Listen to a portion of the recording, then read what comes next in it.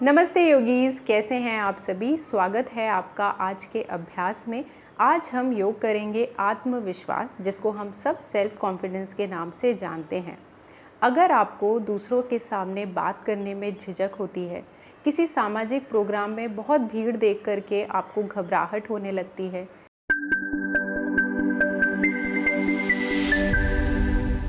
सार्वजनिक स्थानों पर बात करना, जिसको हम पब्लिक स्पीकिंग कहते हैं, उसमें आपको बहुत ज़्यादा परेशानी होती है। अगर आप स्टूडेंट हैं तो क्लास में खुल के सवाल पूछने में आपके हाथ पैर फूल जाते हैं। आज के वीडियो के दो भाग हैं। पहले भाग में हम बात करेंगे कि आत्मविश्वास का क्या अर्थ होता है और इसके कम होने के क्या कारण हैं। दूसरे भाग में हम योग करेंगे जो आपके सेल्फ कॉन्फिडेंस को बूस्ट करने में बहुत ज़्यादा मदद करेंगे। अगर ये सब जानकारी आपको नहीं चाहिए और सीधे आप योग अभ्यास करना चाहते हैं तो स्क्रीन पर जो मैंने समय दिया है, आप सीधे वहाँ जा कर के अभ्यास शुरू कर सकते हैं। लेकिन मेरी आपसे गुजारिश है कि अगर समय है तो ज़रूर ये जानकारी लें, इससे आपको अपने बारे में बहुत कुछ समझ में आएगा। आत्मविश्वास एक एटीट्यूड यानी कि दृष्टिकोण है अपने कौशल और क्षमताओं यानी कि स्किल्स एंड एबिलिटीज़ के प्रति। आप अपने आप में विश्वास रखते हैं, खुद को जैसा है वैसा स्वीकारते हैं, आप अपनी ताकत को पहचानते हैं, साथ ही अपनी कमजोरियों को भी अच्छे से जानते हैं। आप अपने लिए सकारात्मक नज़रिया यानी कि पॉजिटिव एटीट्यूड रखते हैं। अगर मैं एक पंक्ति में कहूँ तो आप अपने आप को बहुत प्यार करते हैं। दूसरी ओर अगर आत्मविश्वास कम होता है तो वो आपको सेल्फ डाउट यानी कि आत्मसंदेह देता है। आप खुद के बारे में नकारात्मक विचार रखते हैं, आप दूसरों से खुद को कम समझते हैं, नीचा समझते हैं, जिसको इन्फीरियॉरिटी कॉम्प्लेक्स कहा जाता है। आपके अंदर डर का भाव बहुत प्रबल रहता है, बहुत फियर और एंग्जाइटी रहती है, क्योंकि आप अपने बारे में अच्छा नहीं सोचते हैं। असल में आत्मविश्वास के कम या ज़्यादा होने का आपकी वास्तविक क्षमताओं से कोई लेना देना नहीं है। ये सिर्फ आपकी खुद की परसेप्शन है, और ये परसेप्शन ज़्यादातर आती है जब आप दूसरों की कही बातों पे ज़्यादा भरोसा करते हैं और अपने आप पर कम भरोसा करते हैं। आत्मविश्वास के कम होने के विभिन्न कारण हो सकते हैं। सबसे पहला और बड़ा कारण है चाइल्डहुड ट्रॉमा। बचपन में आपके साथ कैसा बर्ताव किया गया, ये बहुत अहमियत रखता है कि आपका बड़े होकर कॉन्फिडेंस कितना होगा। अगर आपके आसपास माहौल बहुत ज़्यादा कॉम्पिटिटिव है, आपके पेरेंट्स या आपके आसपास रिलेटिव या जो आपके फ्रेंड्स हैं उनका सपोर्ट आपको बहुत अच्छे से नहीं मिला, आपसे हमेशा बहुत ज़्यादा उम्मीदें लगाई गई, जिसमें आपको हमेशा लगता था कि मैं कम हूँ। दूसरा कारण हो सकता है बुलिंग एंड हरासमेंट। अगर किसी ने आपका उत्पीड़न किया है, वो मेंटल हो सकता है, फिजिकल हो सकता है। मानसिक रूप से, शारीरिक रूप से अगर किसी ने आपको बचपन में परेशान किया है, ये आपकी पर्सनैलिटी को बहुत दबाता है। तीसरा हुआ अब्यूज़िव रिलेशनशिप। ये रिलेशनशिप आपका अपने माता पिता के साथ हो सकता है, दोस्तों के साथ हो सकता है, या अपने पार्टनर के साथ हो सकता है। जिस रिलेशनशिप में आपको कांस्टेंट दबाया जाता है, आप अपनी बात नहीं रख पाते हैं। जब आप अपने घर में अपनी बात नहीं रख पाते हैं तो बाहर पब्लिक में बात रखने में आपको 100% झिझक होगी। तो आपका रिलेशनशिप आपके आसपास लोगों के साथ कैसा है, उसका बहुत बड़ा रोल होता है आपके कॉन्फिडेंस में। चौथा हुआ ट्रॉमा या एक्सीडेंट। कोई ऐसी घटना, वो आपके पर्सनल लाइफ से भी जुड़ी हो सकती है या कोई बड़ा इवेंट हो सकता है जिसका असर आप पे बहुत गहरा पड़ा, जिससे आपकी पर्सनैलिटी में काफ़ी असर पड़ता है। पांचवा होता है वर्क एनवायरनमेंट। आप कैसे लोगों के बीच में काम करते हो, आपके काम को कितना सराहा जाता है, आपके जो आइडियाज़ होते हैं, आपके बॉस, आपके सबॉर्डिनेट्स कितना आपसे सुनते हैं, आपकी लोग कितना रिस्पेक्ट करते हैं, इससे भी बहुत ज़्यादा फ़र्क पड़ता है कि आपका आत्मविश्वास कम होगा कि ज़्यादा। अब बात करते हैं कि योग आपको कैसे मदद करेगा सेल्फ कॉन्फिडेंस को बूस्ट करने में। ये दो तरीके से काम करता है, एक मानसिक और दूसरा शारीरिक। मेंटल वेलबींग और दूसरा हमारा फिजिकल बॉडी, दोनों के ऊपर ये काम करता है। मेंटल लेवल पे ये आपके जो भी फियर है, एंग्जाइटी है, स्ट्रेस है, जो भी तनाव आपके दिमाग में होता है, उसको ये धीरे धीरे कम करता है। दूसरी सबसे बड़ी चीज़ ये करता है वो है एक्सेप्टेंस, जिसको हम स्वीकृति बोलते हैं। खुद को स्वीकारना, जैसे भी आप हैं, खुद को स्वीकारना और समझना, वो आप योग से कर सकते हैं। तीसरी चीज़ है सेल्फ लव। जब आप योग अभ्यास रोज़ाना करते हैं तो आप अपने अंदर मन से रोज़ाना बात करते हैं, जो कि ज़्यादातर हमारे साथ नहीं होता है। हम अवॉइड करते हैं अपने थॉट्स को, स्पेशली उन थॉट्स को जो नकारात्मक हैं। बल्कि योग आपको सिखाता है कि उन नेगेटिव थॉट्स को आप फेस करें, उनके साथ बात करें, क्योंकि जब तक हमें नहीं पता होगा कि कौन सी चीज़ हमें परेशान कर रही है तो उसका सल्यूशन भी हमें नहीं मिलेगा। वो आपको योग सिखाता है।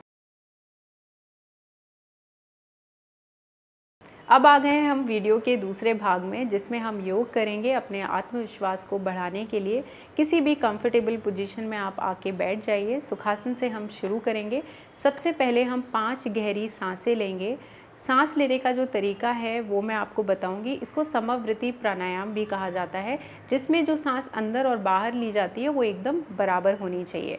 इनहेल किया जितने सेकंड्स के लिए, उतने ही सेकंड्स के लिए आपको एक्सहेल करना है। शुरू करते हैं। अपना जो राइट हैंड है उसको आपको रखना है अपनी छाती के ऊपर, इस तरीके से सारी फिंगर्स खोलेंगे। और जो दूसरा हाथ है लेफ़्ट हैंड, उसको बाएं हाथ को आपको अपने पेट के ऊपर रखना है। आंखें आपको बंद करनी है। स्क्रीन पर मैं टाइमर दे दूंगी तो आप देखते रहिएगा, लेकिन कोशिश करनी है कि आपको सांस बराबर लेनी है। चलिए, सांस धीरे धीरे अंदर लीजिए। 1 2 3। अब धीरे धीरे सांस छोड़िए। 1 2 3। फिर से सांस अंदर, बाहर। 1 2 3। सांस अंदर और बाहर।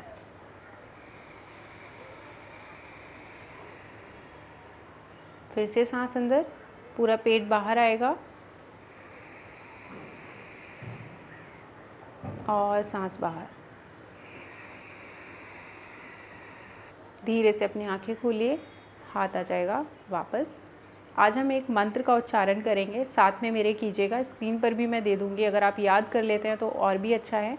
मंत्र उच्चारण आप तब कीजिए जब उसका आपको अर्थ अच्छे से पता हो, वो भी मैं आपको बता दूँगी, क्योंकि तब उसका जो इम्पैक्ट है वो आपके अंतर मन पे पड़ता है। और ये जो मंत्र होते हैं या जो भी हम जाप करते हैं, ये आपको मैनिफेस्टेशन में हेल्प करता है कि जो आपके थॉट्स हैं वो एक्शंस में कन्वर्ट हो जाए। तो आप सबसे पहले अच्छा सोचना शुरू करिए, तब उसके बाद आपके आसपास सारी चीज़ें अच्छी होंगी। तो मंत्र शुरू करते हैं। हाथों से हम बनाएंगे कमल मुद्रा, लोटस मुद्रा। अपनी छोटी उंगलियों को इस तरीके से जोड़ना है और अंगूठे को ऐसे, बाकी सारी उंगलियों को खोल के इस तरीके से। आप देखिए ये लोटस जैसा लगता है। ये जो मुद्रा है इसको कहा जाता है कि ये आपके शरीर को प्यूरिफाई करती है, आपके थॉट्स को, आपकी नेगेटिविटी को। तो ये मुद्रा में हम मंत्र का उच्चारण करेंगे। आंखें आप बंद कर लीजिए। इसको आपको अपने चेस्ट के बिल्कुल सामने रखना है। कर्पूरगौरं करुणावतारं संसारसारं भुजगेन्द्रहारं सदा वसन्तं हृदयारविन्दं भवं भवानी सहितं नमामि। हाथ नीचे आ जाएगा, आंखें खोल दीजिए। मंत्र का अर्थ कुछ इस प्रकार है। कपूर जैसे गौर वर्ण वाले, करुणा के अवतार, संसार के सार, सर्प को हार की तरह पहनने वाले, वे भगवान शिव शंकर माता भवानी के साथ मेरे हृदय में सदा निवास करें। मेरा उनको प्रणाम है। तो अगर आपको अर्थ पता होगा और उसके साथ आप इसका जाप करेंगे, इसका असर आपके ऊपर बहुत ज़्यादा पॉजिटिव होगा। ये आपको अंदर से बहुत स्फूर्ति देगा। आगे बढ़ते हैं। सबसे पहला आसन हम करेंगे उत्कट कोणासन, जिसको गॉडेस पोज भी कहा जाता है। ये हमारे हिप के जो भी टेंशन है उसको रिलीज़ करता है। जो भी हमारे इमोशंस होते हैं वो अलग अलग अंगों में इकट्ठे होते हैं। हिप के एरिया में हमारा फियर, एंग्जाइटी इकट्ठा रहता है, तो उसको ये रिलीज़ करेगा। ये आसन बहुत अच्छा है क्योंकि ये एक साथ 4 चक्र पे काम करता है, मूलाधार, स्वाधिष्ठान, मणिपुर और अनाहत। तो इसको करने के लिए आपको खड़े होना है और पैरों के बीच में 3 से 3.5 फीट का गैप रखना है। तो अच्छे से आप अपने पैरों को खोल दीजिए और फिर अपने बड़े अंगूठों को बाहर की तरफ निकालेंगे इस तरीके से, जितना आप निकाल सकते हैं, जितना आपकी बॉडी फ्लेक्सिबल है, लेकिन कोशिश करें कि अंगूठे को ज़्यादा से ज़्यादा बाहर निकालें। इसके बाद आप यहाँ पे पहले अपना बैलेंस चेक करें कि आप पीछे तो नहीं गिर रहे हैं। अपने हिप को स्ट्रेट करें, अपनी जो नेवल है एकदम सामने की तरफ, चेस्ट खुला हुआ, हाथ दोनों ऐसे साइड में। यहाँ पे आने के बाद सांस लेंगे और छोड़ते हुए धीरे धीरे हिप को नीचे लेके जाना है। सांस भरिए छोड़िए। दोनों हाथों को इस तरीके से रखना है चिन्ह मुद्रा में और होल्ड। 1 2 3 4 5। सांस भरिए और धीरे से आ जाइए वापस। यहाँ पर ही खड़े रहेंगे क्योंकि 3 बार हमें रिपीट करना है। जब आप कोई भी आसन होल्ड करते हैं, सांस आपको लेते रहना है तब तक जब तक मैं ना कहूँ कि आपको सांस होल्ड करना है। बाकी आपको पूरे समय सांस लेते रहना है क्योंकि कांस्टेंट सांस लेने से आपकी ऑक्सीजन अच्छे से रहेगी बॉडी में। चलिए फिर से करते हैं। सांस अंदर, छोड़िए। 1 2 3 4 5। सांस अंदर, छोड़ते हुए वापस।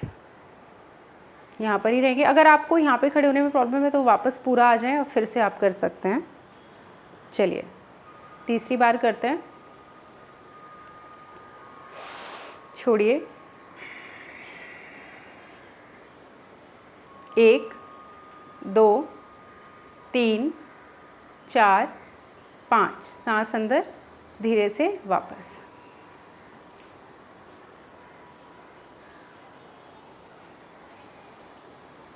यहाँ पे आप थोड़ा सा रिलैक्स करेंगे और हम आगे बढ़ेंगे। अब करेंगे सिंह गर्जनासन, लायन पोज, जिसके लिए वज्रासन से शुरू करना है। वज्रासन में बैठने के बाद अपने पैरों को आपको थोड़ा सा खोलना है इस तरीके से। दोनों हाथों को आपको सामने रखना है। अब 2 तरीके हैं इसको करने का। अगर आपके फ्लेक्सिबिलिटी है, शरीर लचीला है और आपको कोई रिस्ट में पेन नहीं है तो आपको जो चारों उंगलियां हैं वो अपनी तरफ रखनी है, देखिए इस तरीके से, और दूसरे हाथ की भी। अगर आपको लगता है कि इतनी फ्लेक्सिबिलिटी नहीं है, हाथ में दर्द है, तब उस केस में आपको इस तरीके से रखना है। लेकिन आपका जो चेस्ट है वो सामने की तरफ पूरी तरीके से खुला हुआ रहेगा। जो दोनों पैरों के अंगूठे हैं वो एक दूसरे के ऊपर रहेंगे। इस तरीके से खोल के हाथों को आगे रखेंगे। इसमें हमें सांस अंदर भर के छोड़ना है अपने मुंह से और आवाज़ निकालनी है। हमारी जो जीभ है, टंग है, वो बाहर आएगी। हमारी आँखें दोनों की दोनों अपने जो भूमध्य कहा जाता है, आईब्रोज़ के बिल्कुल सेंटर में आपको देखना है। आँख खोल करके भी आप इसको कर सकते हैं, आँख बंद करके भी कर सकते हैं। मैं दोनों तरीके से आपको बताऊंगी, जैसा आपको ठीक लगे आप कीजिएगा। चलिए सबसे पहले हाथ को रख लेते हैं, सामने देखते हैं। चेहरा एकदम रिलैक्स्ड रहेगा, एक स्माइल रहेगी। एक बार आंखें बंद करके एक लंबा गहरा सांस ले लीजिए। अब सांस लेके छोड़ते वक्त टंग को बाहर निकाल के ज़ोर से आपको रोर करना है एक लायन की तरह, इसलिए इसको सिंह गर्जनासन कहा जाता है। और इसको करने से हमारे जो एंगर इश्यूज़ हैं, फियर हैं, जो नेगेटिव इमोशंस हैं, कहा जाता है कि जब हम ज़ोर से आवाज़ निकालते हैं तो वो जो सप्रेस्ड इमोशंस हैं वो बाहर आते हैं। चलिए शुरू करते हैं। सांस अंदर लीजिए,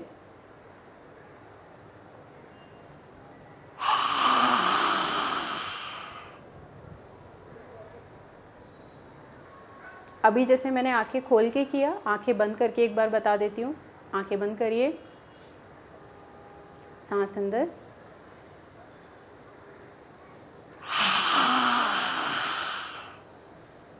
वापस एक लंबा गहरा सांस। तीसरी बार करेंगे। सांस अंदर,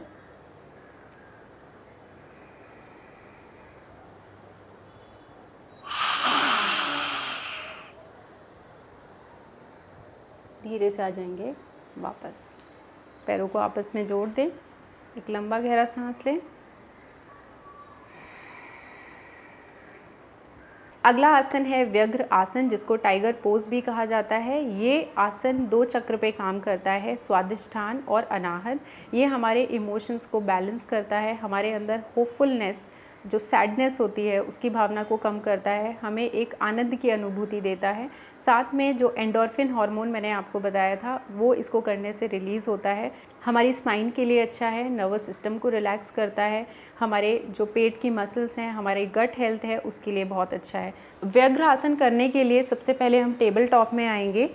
दोनों हाथों को आगे लेके आएँ, पीठ एकदम सीधी, दृष्टि आपकी सामने। दोनों पैरों के बीच में आपके हिप के बराबर गैप होना चाहिए। पीछे देखिए मेरे बड़े अंगूठे कैसे रिलैक्स्ड हैं, बाहर की तरफ निकले हुए, एकदम सक्रिय। सांस भरते हुए अपने राइट लेग को ऊपर उठा दीजिए, सीधा कर दीजिए। सांस लेते रहेंगे। अब इसको 90 डिग्री पे मोड़ के जितना हो सकता है आप ऊपर ले जाइए। यहाँ पे रोकेंगे।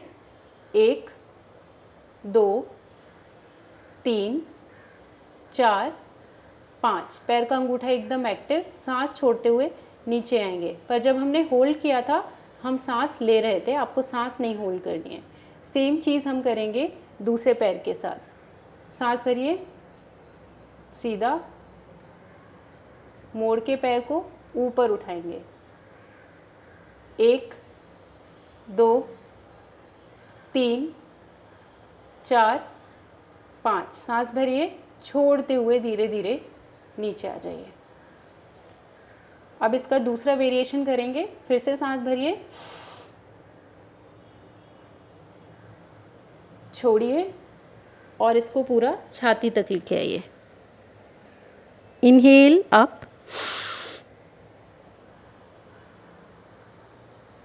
छोड़िए, एक बार और,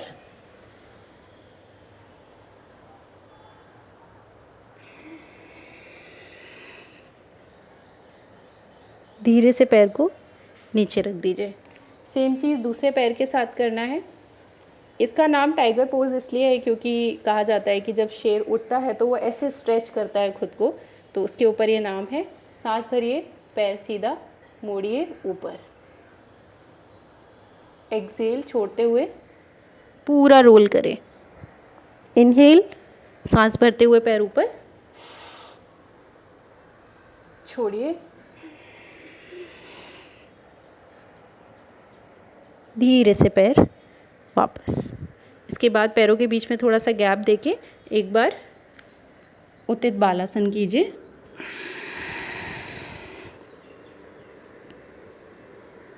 सामने देखिए, सांस भरते हुए धीरे धीरे वापस आ जाएंगे वज्रासन में।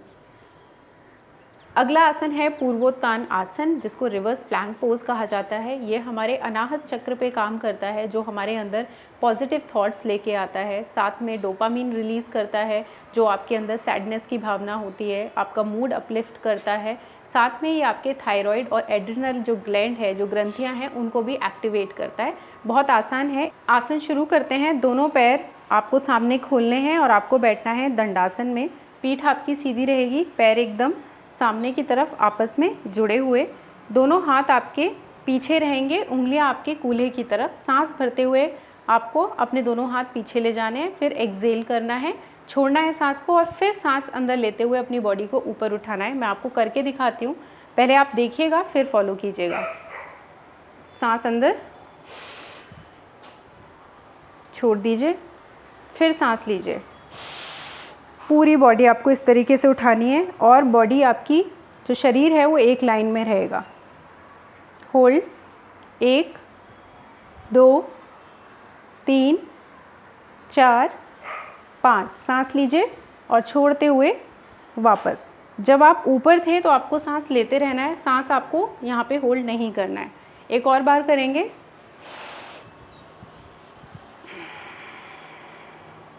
सांस अंदर, होल्ड, 1 2 3 4 5। सांस अंदर, छोड़ते हुए हिप्स नीचे, वापस दंडासन में। धीरे से पैर मोड़ के आप सुखासन में बैठ जाइए। अगला आसन है उष्ट्रासन, जिसको कैमल पोज कहा जाता है। ये एक ऐसा आसन है जो एक साथ 4 ग्रंथियों पे काम करता है, थायराइड, एड्रिनलिन, पीनियल और पिट्यूटरी। इसके साथ ही आपके अनाहत चक्र को एक्टिवेट करता है, आपके ब्रेन तक बहुत ज़्यादा ऑक्सीजन लेके जाता है, पूरे शरीर में इससे ब्लड सर्कुलेशन बहुत ज़्यादा बढ़ता है। साथ में डोपामीन और एंडोर्फिन भी ये बहुत ज़्यादा रिलीज़ करता है। आसन शुरू करते हैं। इसको वज्रासन से शुरू करेंगे। वज्रासन में आपको बैठना है। इसके बाद घुटनों पर आपको इस तरीके से खड़े हो जाना है। दोनों जांघों के बीच में आपको हिप के बराबर गैप बनाना है। ये आपको बैलेंस करने में हेल्प करेगा। जो आपके टोज़ हैं, बड़े वाले अंगूठे हैं, उनको इस तरीके से अंदर की तरफ कर्ल कर लीजिए, मोड़ लीजिए। आपका जो पेट है, नाभि है, वो एकदम सक्रिय रहेगी। अब इसमें आपको पीछे बैक बेंडिंग करनी है, तो आप सीधे नहीं कर सकते हैं, इसलिए आपको क्या करना होगा, एक हाथ को आप अपने एड़ी पर इस तरीके से रख दीजिए और जो दूसरा हाथ है उसको इनहेल करते हुए, घुमाते हुए दूसरी एड़ी पर लेके जाएंगे, ठीक है। और अगर आप एक साथ करना चाहते हैं तो वो भी कर सकते हैं, पर वो थोड़ा एडवांस्ड वर्जन है। तो हम इस तरीके से शुरू करेंगे। सांस भरिए, छोड़िए, सांस भरिए, छोड़िए, दूसरे हाथ से पकड़ा और स्ट्रेट। अब आपकी जो नाभि है उसको आपको आगे की तरफ धक्का देना है, दृष्टि ऊपर। होल्ड, 1 2 3 4 5। धीरे से वापस आ जाइए। आपको आके बैठना है। अगर आप मेरी तरह डायरेक्ट नहीं आ सकते हैं तो आपको कैसे धीरे धीरे आना है वो मैं आपको नेक्स्ट में बता देती हूँ। इसको आपको 3 बार रिपीट करना है। चलिए दूसरी बार करते हैं। धीरे से आ जाइए घुटनों के ऊपर, टोज़ को चेक कर दिए, सांस भरिए, छोड़िए, इनहेल एंड एक्सेल। पेट आगे, नज़र ऊपर। 1 2 3 4 5। सांस भर के छोड़ते हुए एक हाथ ऊपर और फिर दूसरा हाथ धीरे धीरे छोड़ते हुए नीचे बैठ जाएंगे। 2 बार हुआ, एक और बार करेंगे। इसको अगर आपने कभी प्रैक्टिस नहीं किया है तो आप शुरू में धीरे धीरे आपको इसको प्रैक्टिस करें, पूरा मुड़ने की ज़रूरत नहीं है, थोड़ा थोड़ा करेंगे। इनहेल अप, सांस छोड़ दीजिए, हाथ को एड़ी पे, इनहेल और एक्सेल, होल्ड,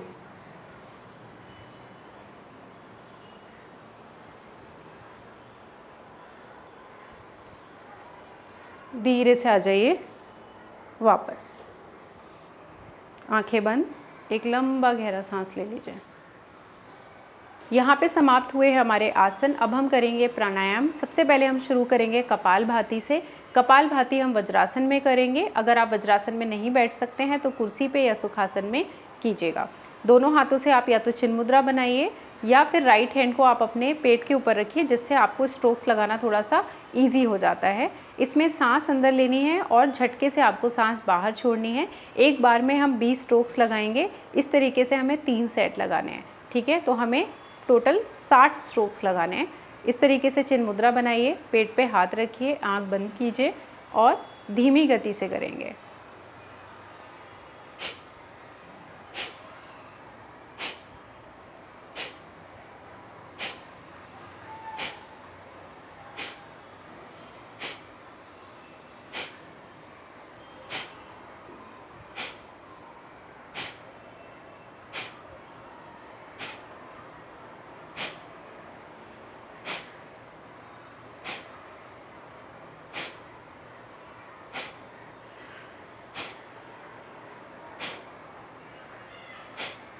धीरे से हाथ आ जाएगा वापस।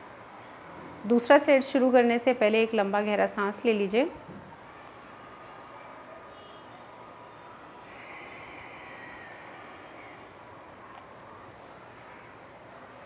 दूसरा सेट करते हैं।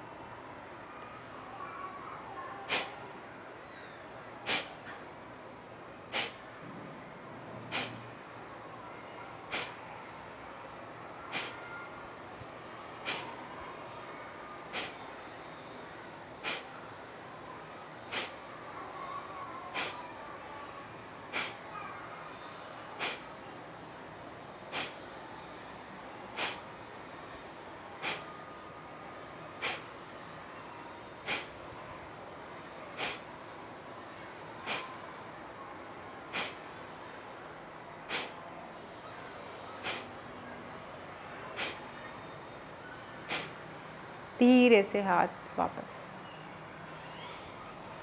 एक लंबा गहरा सांस लें। लास्ट राउंड करते हैं, हाथ पेट पर।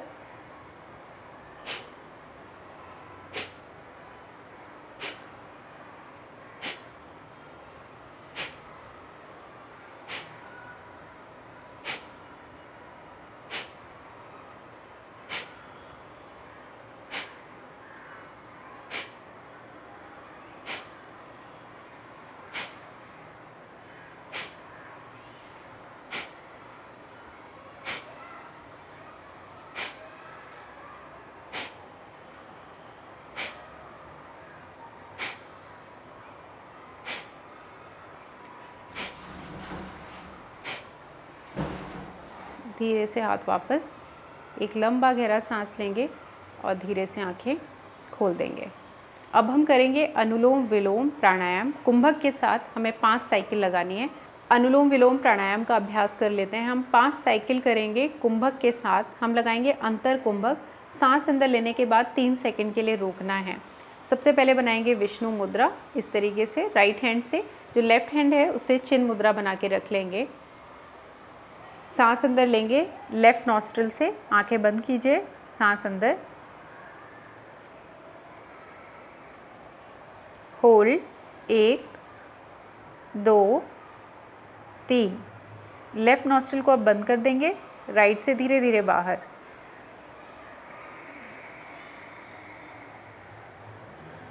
राइट से फिर अंदर ले लीजिए,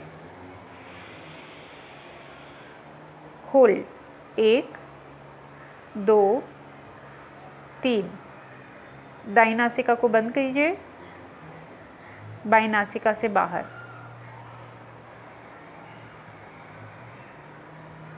दूसरी साइकिल, बाईं नासिका से फिर से सांस अंदर,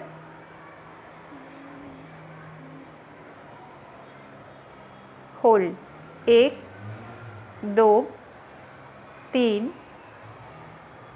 राइट नॉस्ट्रिल से बाहर,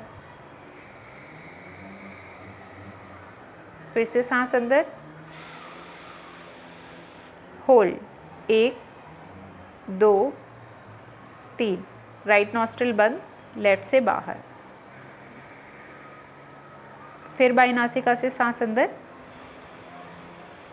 कुंभक 1 2 3, राइट से बाहर, राइट से फिर अंदर, कुंभक 1 2 3, नॉस्ट्रिल बंद, बाईं नासिका से सांस बाहर, चौथी साइकिल, सांस अंदर, कुंभक 1 2 3, सांस बाहर, राइट नॉस्ट्रिल से ही फिर सांस अंदर, कुंभक 1 2 3, राइट को बंद करेंगे, लेफ्ट से सांस बाहर,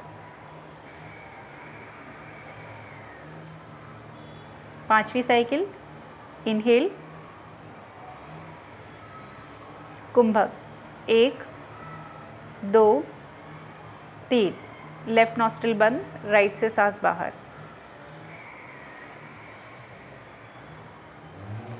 दाईं नासिका से फिर सांस अंदर, कुंभक 1 2 3, दाईं नासिका को बंद कर लीजिए, बाईं से बाहर,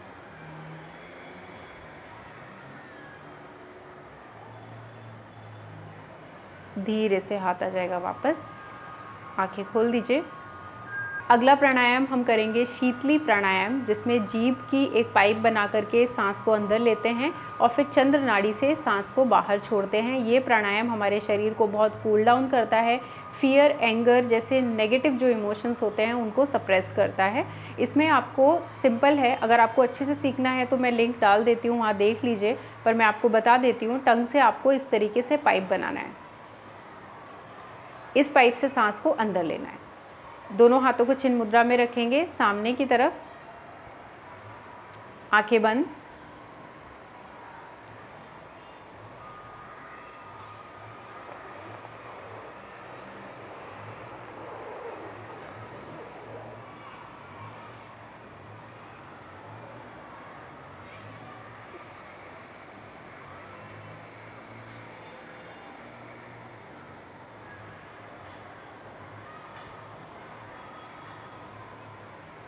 दूसरी साइकिल कर लेते हैं।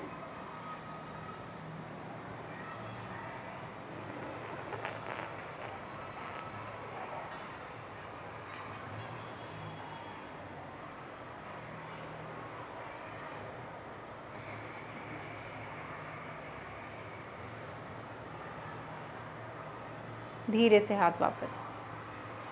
इस बार आखिरी साइकिल में हम 3 सेकंड का कुंभक भी लगाएंगे। जब जीभ से सांस अच्छे से अंदर ले लेंगे, 3 सेकंड के लिए सांस को अंदर रोके रखेंगे और फिर बाहर निकालेंगे। शुरू करते हैं, आंखें बंद।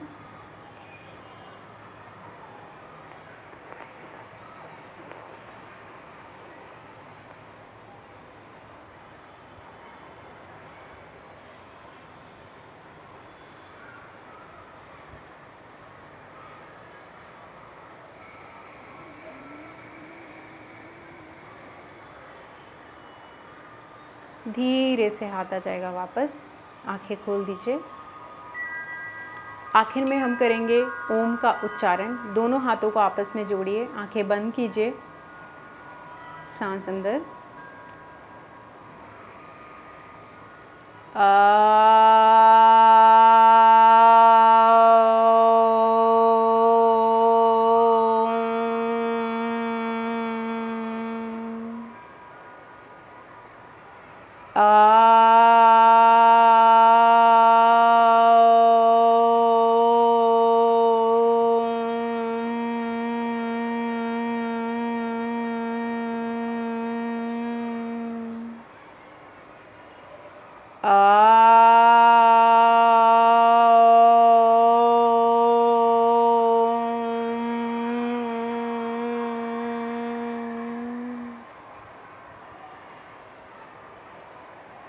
धीरे से दोनों आंखें खोल दीजिए।